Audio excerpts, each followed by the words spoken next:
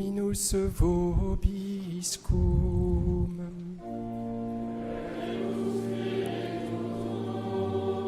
Sequentia Sancti Evangelii secundum Lucam.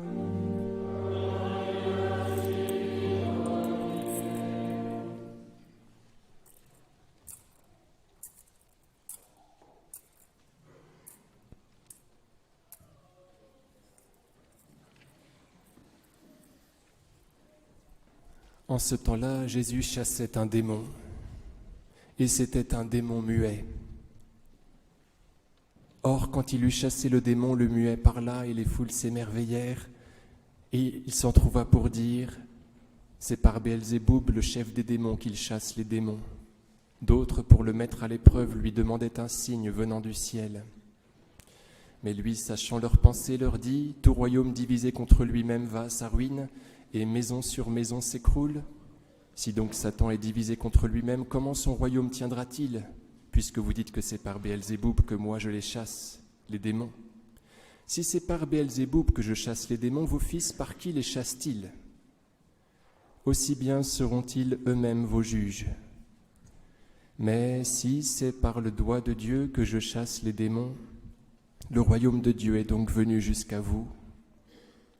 Quand l'homme fort en armes garde sa maison, ses biens sont en sûreté, mais qu'un plus fort que lui survienne et le batte, il lui enlève toutes ses armes auxquelles il se fiait, et il distribue ses dépouilles. Qui n'est pas avec moi est contre moi, et qui n'amasse pas avec moi dissipe. Quand l'esprit impur est sorti d'un homme, il parcourt les lieux arides en quête de repos, et n'en trouvant pas, il dit « Je retournerai dans ma maison d'où j'étais sorti ». Quand il arrive, il la trouve nettoyée et ornée. Alors il s'en va, il prend avec lui 7 autres esprits plus mauvais que lui. Ils entrent et ils y demeurent. Et finalement, pour cet homme, les choses sont pires qu'avant. Et il advint, tandis qu'il parlait ainsi, qu'une femme dans la foule éleva la voix et lui dit « Heureuses les entrailles qui t'ont porté, et le sein qui t'a nourri. » Mais il dit « Heureux plutôt ceux qui entendent la parole de Dieu et qui la gardent. »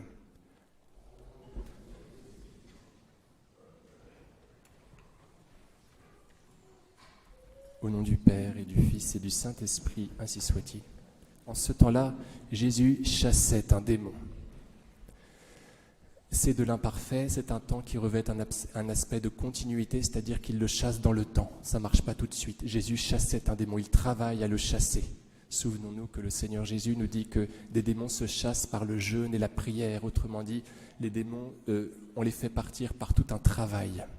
Et Jésus, parfois, dans ses exorcismes, ramait lui aussi. Ce n'était pas si facile pour lui, car le démon est quelque chose de visqueux, qui nous échappe. Alors bien sûr, le Seigneur est le maître du ciel et de la terre, de l'univers visible et invisible. Il commande à ses anges déchus, et bien sûr qu'il finit par l'avoir. En ce temps-là, Jésus chassait un démon, et c'était un démon muet. Je pense que c'est une espèce terrible. C'est celui qui empêche la confession, l'aveu des péchés. C'est celui qui empêche la guérison.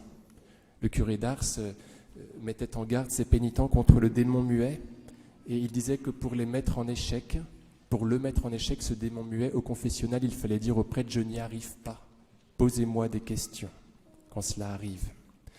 Alors, bien sûr, ce démon nous fait pratiquer tous les péchés d'omission. Quand on ne dénonce plus à son peuple, et là c'est pour les prêtres, quand on ne dénonce plus à son peuple ses péchés, voilà, c'est qu'on est atteint par le démon muet qui fait un travail en nous. Et il faut donc le chasser, vous aurez noté, par le digitus paterne dextere, par le doigt de Dieu. C'est par le doigt de Dieu que je chasse ce démon-là, dit Jésus. Qui est ce doigt de Dieu? Si vous vous souvenez du Veni Creator, qu'on ne chante pas assez souvent, c'est l'Esprit Saint. Digitus paterne dextere, c'est l'Esprit Saint qui fait partir le démon muet. Pourquoi? Parce que l'Esprit Saint nous fait dire la parole de Dieu. C'est, vous pourrez regarder, Jean 3,34. Celui qui vient de Dieu dit les paroles de Dieu, car Dieu lui donne l'Esprit sans compter. Il dit les paroles de Dieu, car Dieu lui donne l'Esprit sans compter.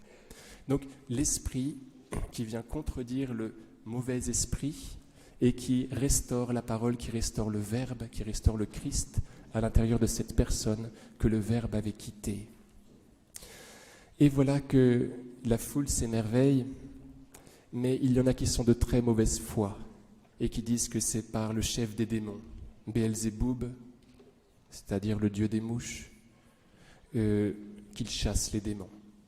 Jésus va dire que cette mauvaise foi est le péché contre l'Esprit Saint. Vous savez, ce péché qui n'obtient pas de rémission. Quand on persévère dans la mauvaise foi, alors on pêche contre l'Esprit Saint. Il n'y a pas de rémission pour ce péché-là. Tout simplement parce que c'est une persévérance dans le mal et que le Seigneur respecte cette liberté qui nous fait persévérer dans le mal. Elle met en échec sa miséricorde. C'est dans cette mesure-là que le péché contre l'Esprit n'obtient pas de rémission. On refuse à tout jamais de se constituer fils.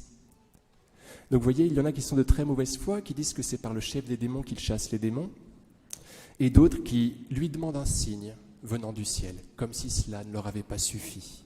Donc ils persévèrent dans leur incroyance, et cela fait considérablement souffrir le Christ, qui cependant va s'employer dans sa grande douceur à les convaincre que ce n'est pas par le chef des démons qu'il chasse les démons. Alors il recourt tout d'abord à un raisonnement par l'absurde. Il dit, imaginons que c'est par le chef des démons que je chasse les démons. Ça voudrait dire que son royaume est divisé contre lui-même.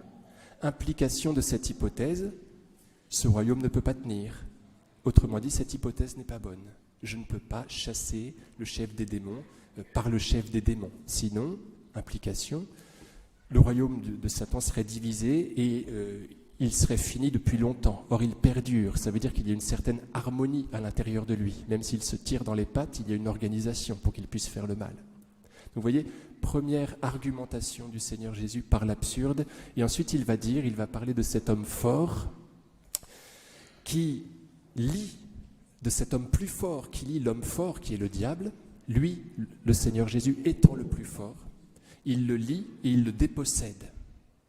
C'est cela que fait le Seigneur. Il lie Satan et il lui prend nous, qu'il avait fait prisonniers.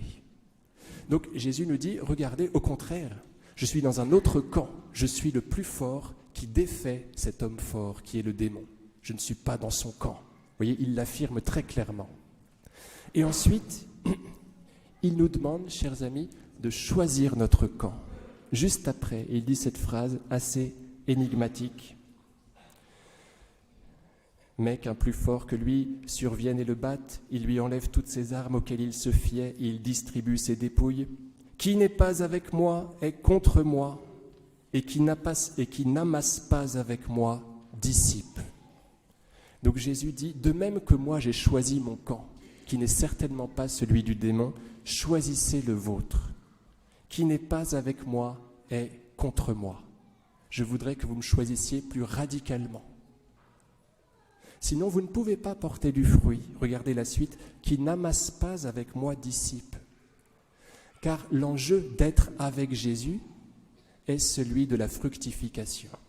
Si je ne suis pas attaché à la vigne, en tant que rameau de vigne, la sève ne peut pas m'imprégner et je ne peux pas porter du fruit. Vous voyez, les deux petites phrases vont bien ensemble. Qui n'est pas avec moi est contre moi, qui n'amasse pas avec moi dissipe. Si je ne suis pas avec Jésus, je ne peux pas amasser avec lui. Et à ce moment-là, je dissipe, je ne porte pas de fruits. Cela signifie bien le mal qu'on peut produire, si tant est qu'on puisse produire du mal, par omission. Quand je refuse d'adhérer au Christ, alors je ne peux plus fructifier, je ne peux plus amasser avec lui. Et alors, ce n'est pas que je ne fais pas le bien, c'est plutôt que je fais le mal. Souvenez-vous, un jour du Seigneur Jésus, disant à propos d'un hydropique qui était posté devant lui, on veut le piéger parce que c'est le sabbat, et on espère qu'il va le guérir pour qu'on puisse ensuite l'accuser, et il pose cette question, est-il permis de faire le bien ou de faire le mal? Autrement dit, si je ne guéris pas cet homme, je fais le mal, je commets un péché par omission.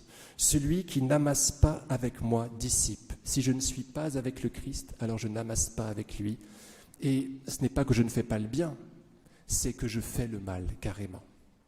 Alors le Seigneur nous dit de choisir notre camp, de prendre une résolution ferme, d'intégrité, de suivi de lui, de résistance au péché. Je m'accroche à lui. Et à ce moment-là, je porte plus de fruits, sans parler du confort que je trouve à ce moment-là. Vous vous souvenez du prophète Élie qui égorge les 450 prophètes de Baal dans le livre des rois, dans le premier livre des rois. Il invective la foule qui suit ces prophètes et il leur dit « Combien de temps clocherez-vous des deux jarrets ?» Ce n'est pas possible d'adorer à la fois Yahvé et Baal. Choisissez votre camp. Sinon, vous êtes dans l'inconfort. Sinon, vous continuez de boiter et ce n'est pas drôle pour vous. Alors bien sûr, vous ne fructifiez pas, mais vous êtes dans l'inconfort. Alors le Seigneur Jésus nous demande de prendre une ferme résolution de bien, de résistance au mal, pour que nous puissions être établis. L'âme résolue, dit Thérèse d'Avila, est comme un château fort. Et alors à ce moment-là, je me repose vraiment, et puis je porte du fruit pour la vie éternelle. Au nom du Père et du Fils et du Saint-Esprit, ainsi soit-il.